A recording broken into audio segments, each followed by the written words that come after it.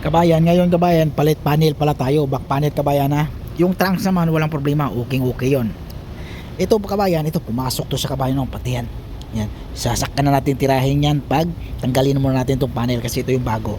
Tapos itong kabayan, dinrail ko lang dito kasi nasa loob to yung bago Tapos i-welding na natin to dito, welding. Tapos dito original spot pa rin siya, yung pang original lang pang ipit.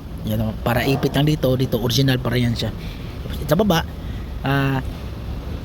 mag-welding lang tayo dito, kahit isang welding lang tayo dito kabayan. Isang dito, saka dito, saka dito.